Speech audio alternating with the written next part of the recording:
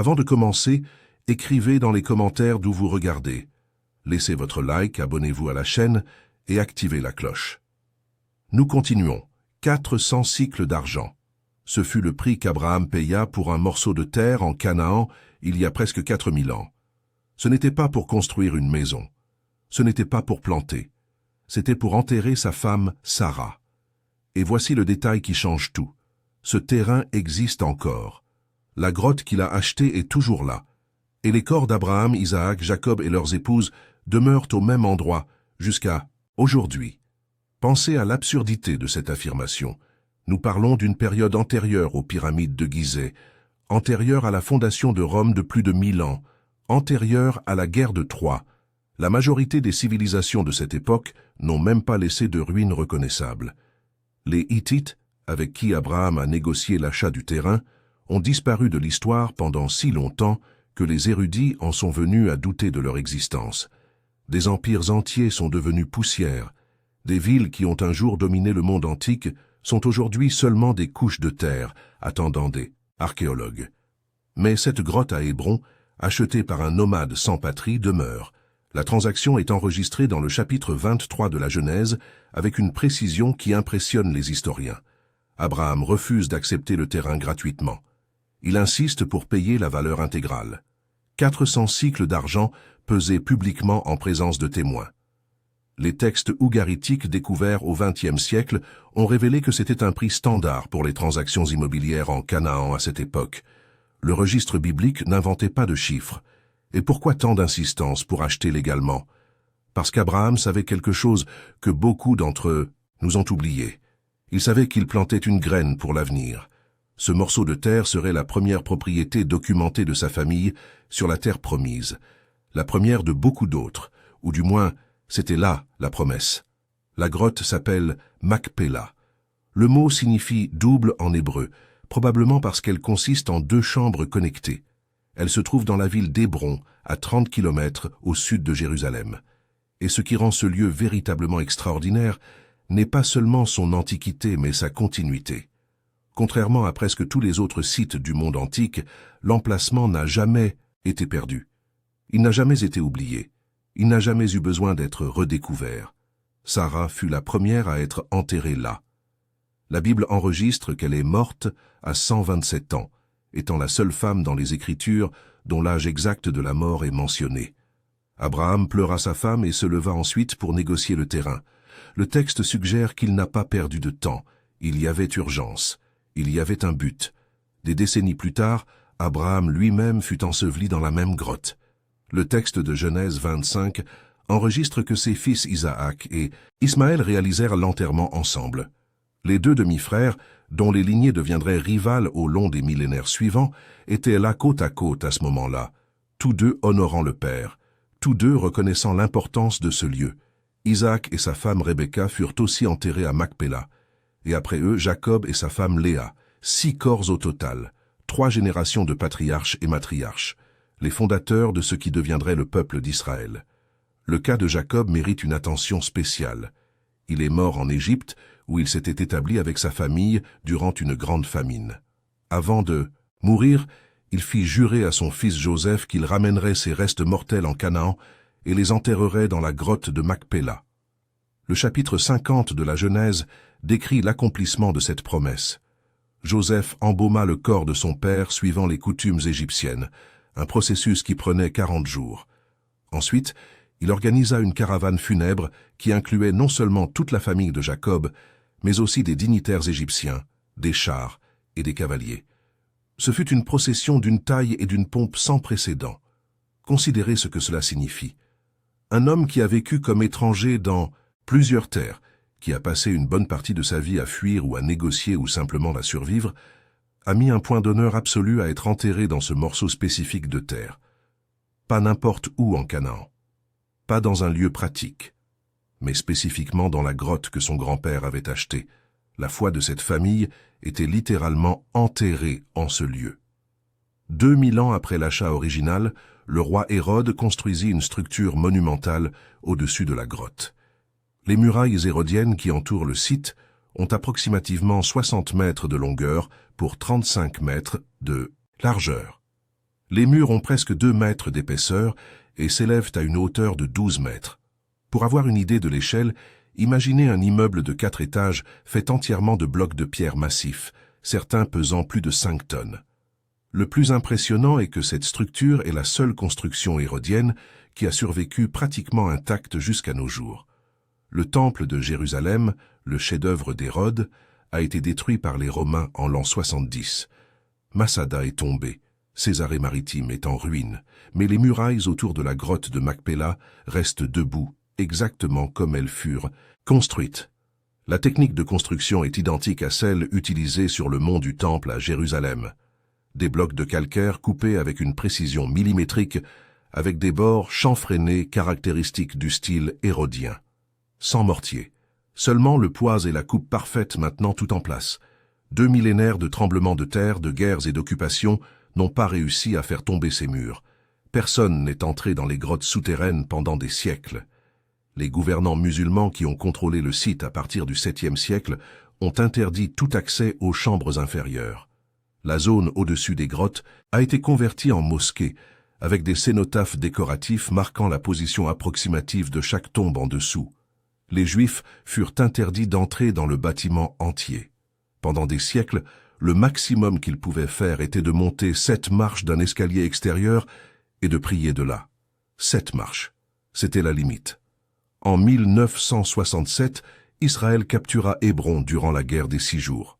Pour la première fois en 700 ans, les Juifs purent entrer dans le bâtiment et prier près des tombes de leurs ancêtres. Mais les grottes souterraines demeuraient un mystère. Personne n'était sûr de ce qu'il y avait là-dessous. Un an plus tard, le ministre de la Défense israélien Moshe Dayan, qui était aussi un archéologue amateur, décida d'enquêter.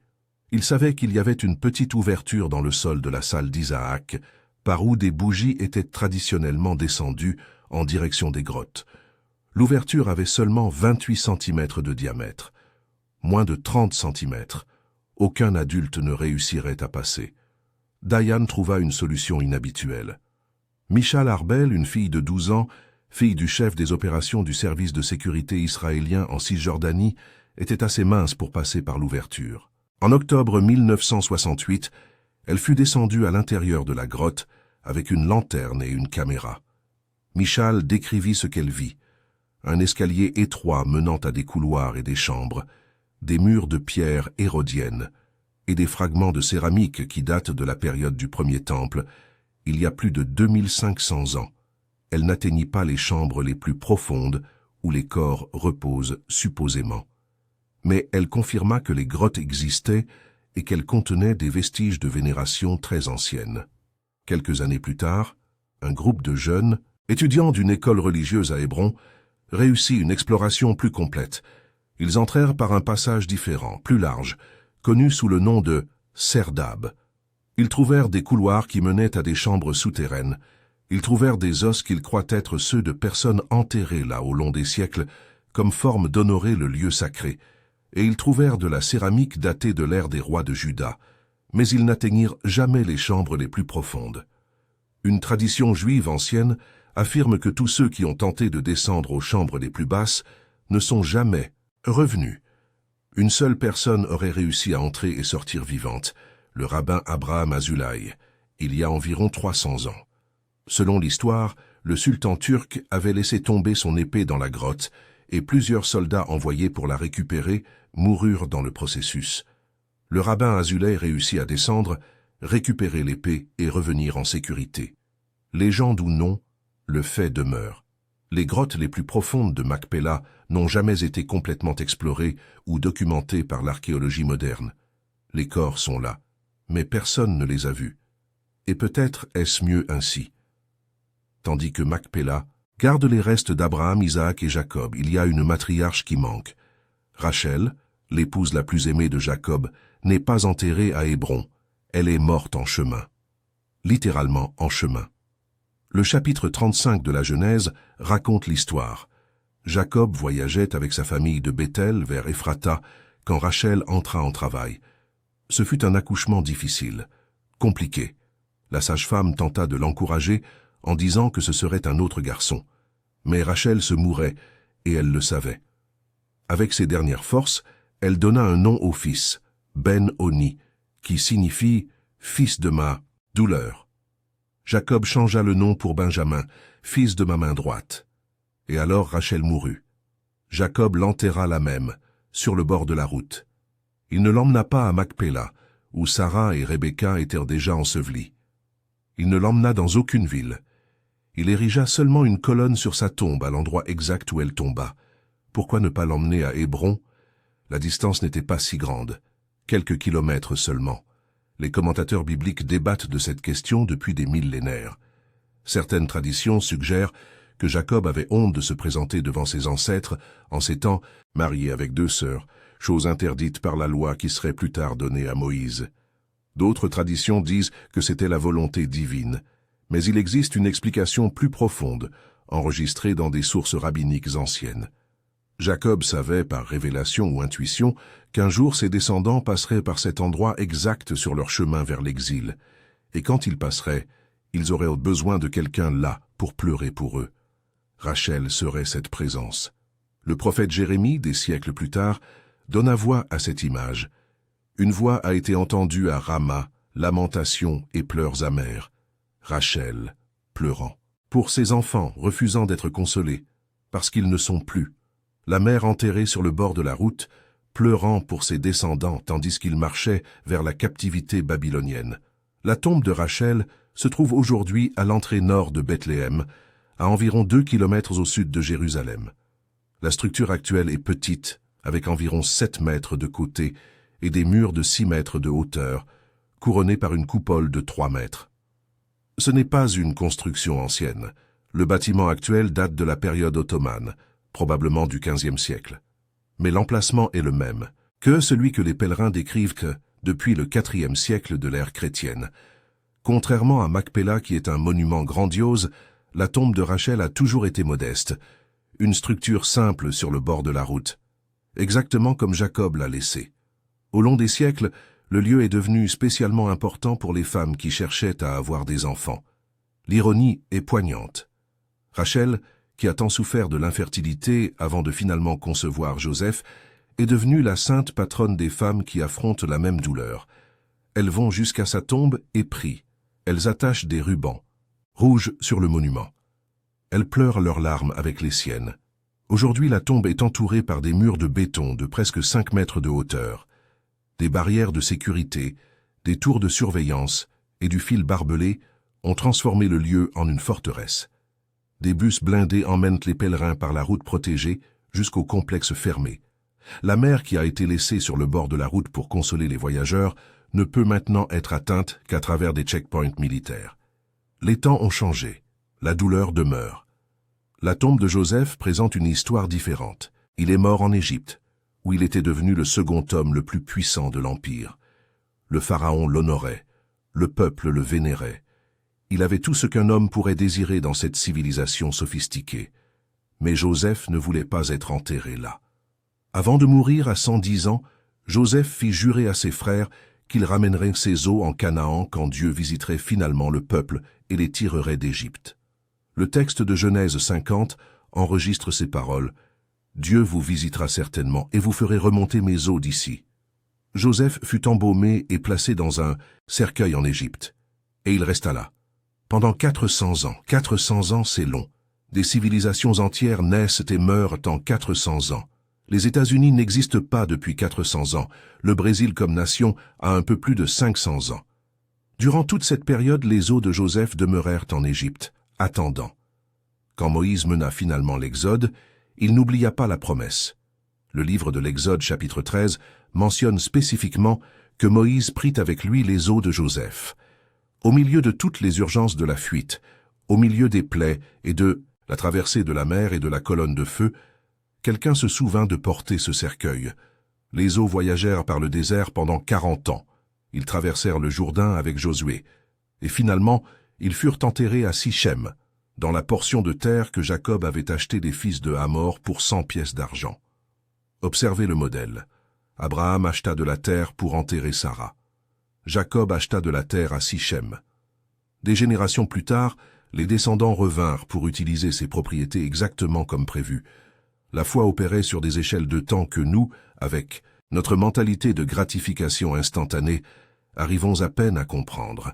La tombe de Joseph se trouve aujourd'hui aux alentours de Naplouse, la ville qui occupe le site de l'ancienne Sichem. Elle est à environ 300 mètres du puits de Jacob, un autre lieu biblique qui a survécu jusqu'à nos jours, entre les monts Garizim et Ébal, exactement où le livre de Josué dit qu'elle devrait être. L'archéologue israélien Zvi Ilan a décrit la tombe de Joseph comme l'une des tombes dont l'emplacement est connu avec le plus haut degré de certitude, basée sur une documentation continue depuis les temps bibliques. Contrairement à beaucoup de lieux saints qui ont été identifiés tardivement par des traditions chrétiennes ou musulmanes, celui-ci a toujours été connu. Samaritains, juifs, chrétiens et musulmans s'accordaient sur son emplacement. La structure actuelle n'est pas ancienne. Le bâtiment qui existe aujourd'hui date du XIXe siècle, avec une cour rectangulaire et une petite chambre voûtée contenant un mémorial de pierre. Mais l'emplacement est demeuré constant à travers les millénaires. Malheureusement, la tombe de Joseph est devenue l'un des lieux les plus disputés du conflit israélo-palestinien. En octobre 2000, durant la seconde intifada, une foule détruisit le site des heures après que les forces israéliennes se furent retirées. Des livres sacrés furent brûlés, la structure fut endommagée, le site fut vandalisé de nouveau en 2015 et en 2022. Aujourd'hui, les Juifs peuvent seulement visiter la tombe lors d'occasions spéciales, la nuit, sous escorte militaire lourde. Un lieu qui pendant des millénaires fut accessible aux pèlerins de toutes les religions requiert maintenant des opérations de sécurité complexes pour être atteint. Les eaux que Moïse porta à travers le désert pendant 40 ans reposent dans un endroit entouré de tensions et de violence.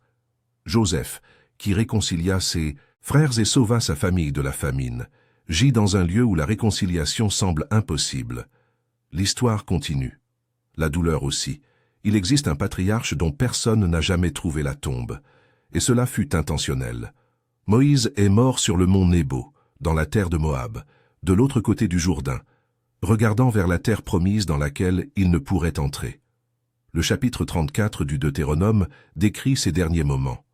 Dieu lui montra toute la terre, de Galad à Dan, tout le territoire de Nephtali, Éphraïm, Manassé, Juda, jusqu'à la mer occidentale, le Néguev et la plaine de la vallée de Jéricho, la ville des palmiers, jusqu'à Tsoar.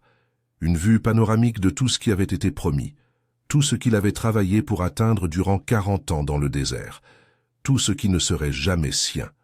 Et alors, Moïse mourut, à 120 ans, avec des yeux encore bons et une vigueur encore intacte. Le verset suivant est extraordinaire. Et il l'ensevelit dans la vallée, au pays de Moab, vis-à-vis de Beth-Péor. Et personne n'a connu son sépulcre jusqu'à ce jour. Qui l'a enseveli? Le texte hébreu est ambigu. Beaucoup comprennent que ce fut Dieu lui-même. Le plus grand prophète d'Israël, enterré personnellement par le Créateur, dans un lieu que personne ne connaîtrait jamais. Pourquoi cacher la tombe?